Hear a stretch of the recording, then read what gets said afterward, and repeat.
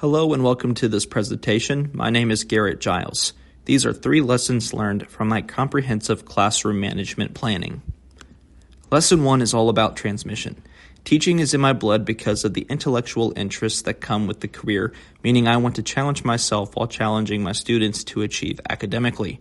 Morales says teaching is often chosen as a career to impart knowledge, which has defined those training to be teachers as the transmission of knowledge. This transmission must be constant for classroom management and learning to thrive. That means to transmit is to renew.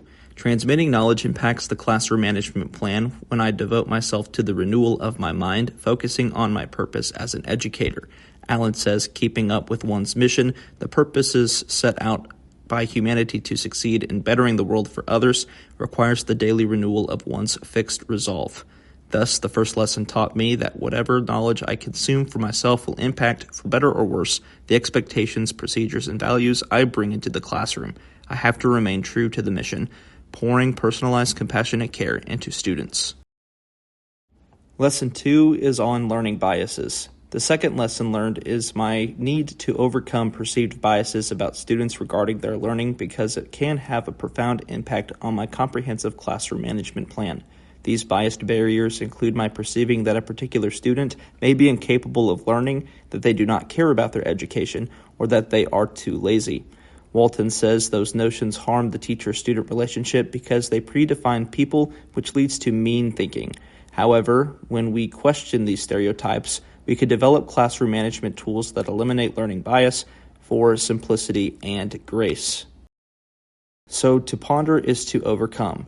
Effective classroom management practices such as the Lifting the Bar initiative, students returning to school from juvenile detention centers in Oakland answered questions in letter format by Walton, notes how every student has academic goals that they will chase if only a teacher partners with them. Instead of buying into the lie that a student is non-compliant, lazy, and or unwilling to learn, I have to make better cognitive efforts to collaborate with the student or students to discover their passion for learning. This lesson taught me that the biases I perceive are actually a reflection of my past failures to materialize a flexible classroom management plan that invests in collaborative student learning. I have to observe my own behavior as well. That brings us to the third and final lesson, which is shared authority. The third lesson learned was that effective comprehensive classroom management plans establish shared authority early in the school year where the student is empowered in their learning, but the teacher retains executive functions if they need to gain a hold of the classroom for instruction. To experience shared authority in the classroom where students are empowered to learn, I have to implement a classroom management plan that moves away from student compliance to extreme power to a system where students become subjects who act. So to share is to connect. Sharing authority connects students to each other, to their teacher, and to their learning. Teachers can experience shared authority by involving students in instructional activities that stimulate student interests and by engaging them in individualized plans to partake in seat work.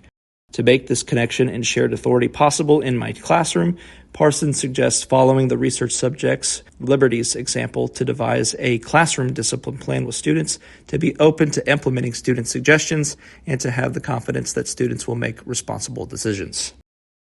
Here are my parting thoughts. To transmit is to renew. When I gain knowledge to reinforce my mission as a teacher to pour personalized, compassionate care into my students, the knowledge will translate to my teaching and to my comprehensive classroom management plan.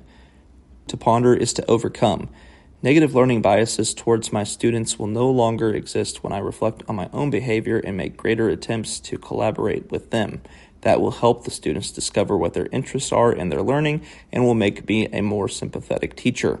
To share is to connect. I have to maintain my executive functions to ensure the classroom runs smoothly, but I have to instill confidence in myself and in my students that they are responsible enough to handle business while exploring their education in a way that empowers them. To empower students is to listen to their ideas and connect them to the overall procedures and operations of the classroom environment.